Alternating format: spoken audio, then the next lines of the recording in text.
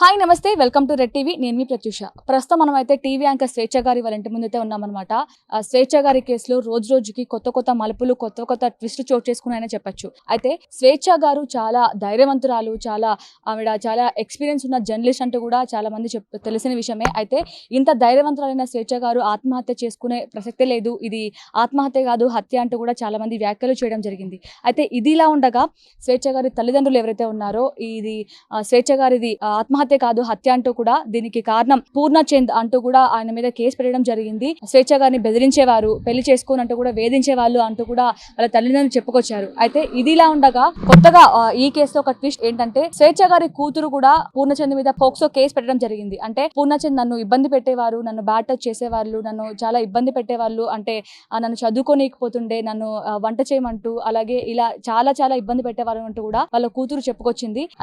అయితే ఈ కేసులో మరో మలుపు ఏంటంటే ఇప్పుడు ప్రస్తుతం అయితే పూర్ణచంద్ వైఫ్ ఎవరైతే ఉన్నారో స్వప్న గారు కూడా మీడియా ముఖంగా ముందుకొచ్చి పూర్ణచంద్ అలాంటి వారు కాదు, మా ఆయన అలాంటి వారు కాదు, స్వేచ్ఛని ఎప్పుడు కూడా ఇబ్బంది పెట్టేవారు కాదు, అలాగే పెళ్లి చేసుకోమని కూడా ఎప్పుడు బెదిరించేవారు కాదు అంటూ కూడా ఆమె చెప్పుకోరావడం జరిగింది.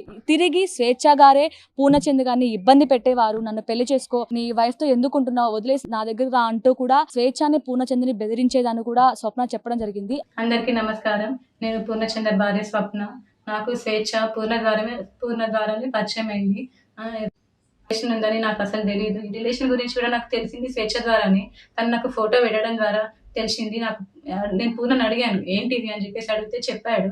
చెప్పినాక నాకు అనేది గొడవలు స్టార్ట్ అయింది. అక్కడ నాకు ఇంకా తెలిసింది ఏంటంటే అక్కడ కూడా తనతో గొడవలు ఉంటున్నాయి అని చెప్పేసి అంటే ఇంకా నేను ప్రెషరైజ్ ఆయన ఎందుకు ప్రెషరైజ్ చేయాలి అని చెప్పేసి నేను ఆయనను వదిలేసాను.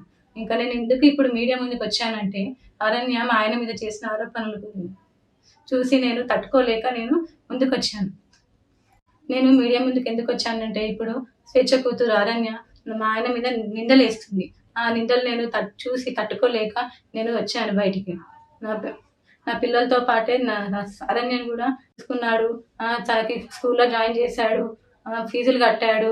నా పిల్లలకి బట్టలు తీసుకున్నప్పుడు ఆయన కూడా తీసుకునేవాడంట.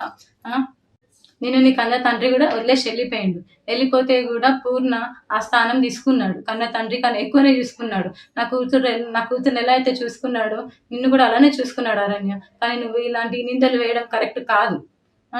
ఇంకా స్వేచ్ఛ కూడా చాలా నన్ను టార్చర్ పెట్టింది. ఈ విషయం తెలిసినాక కూడా నేను డిప్రెషన్లోకి వెళ్ళిపోతే నన్ను పూర్ణ కాశీకి తీసుకెళ్ళాడు కానీ మైండ్ రిఫ్రెష్మెంట్ కోసం తీసుకెళ్తే అక్కడ కూడా ఫోన్ చేసి సతాయించింది. ఎందుకు తీసుకెళ్తున్నావు, ఆమె ఎవరని చెప్పేసి నువ్వు తీసుకెళ్తున్నావని సతాయించింది.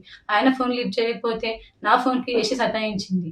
అసలు ఎక్కడికి తీసుకెళ్ళినా, ఫంక్షన్కి వెళ్ళినా, ఎక్కడున్నా కూడా నువ్వెందుకు ఆమెతో ఉంటున్నావు, నా దగ్గరకు వచ్చేసాయి అని చెప్పేసి చాలా బ్లాక్మెయిల్ చేసింది. ఎప్పుడు చూడండి స్లీపింగ్ పిల్స్ మింగడము. నాకు ఆడపిల్ల ఉంది. స్వేచ్ఛ కూతురు అరణ్యాన్ని కూడా పూర్ణ నా కూతురు లాగానే చూసుకున్నాడు. నాకు తెలియకుండా పిల్లలని ఆమె దగ్గరికి తీసుకొని వెళ్ళి ఆడిపిస్తుంటే వచ్చేవాడు. తర్వాత నాకు నా పిల్లలు చెప్పారనమాట, అమ్మ ఒక అక్క దగ్గరికి వెళ్ళి ఆడుకుంటున్నాను, ఒక ఆంటీ ఉన్నది, ఒక ఆంటీ నన్ను అమ్మ అని పిలవమని చెప్పింది అని చెప్పేసి నా కూతురు చెప్పింది. నా కూతురు చెప్తే నాకు తెలిసింది. ఇంకా అప్పుడు నాకు తెలియదు తన వెనకాల ఎవరుండి చెప్పిస్తున్నారో కూడా నాకు తెలీదు. కానీ ఇవన్నీ చేయొద్దు అరణ్య నువ్వు. మా ఆయన మీద నాకు నమ్మకం ఉంది. ఆయన అంత చెడ్డ మనిషి కానే కాదు. ఇంత చేరదీసిండు నిన్ను అరణ్య, నిన్ను మీ మమ్మీని ఇంత చేరదీసినా కూడా మా బతుకుని మీ మమ్మీ ఏం చేసిందమ్మా, తీసుకో మమ్మల్ని రోడ్డు పాలు చేసేసింది. ఇప్పుడు నా జీవితం ఏంటి, నా పిల్లల భవిష్యత్తు ఏంటి అరణ్య.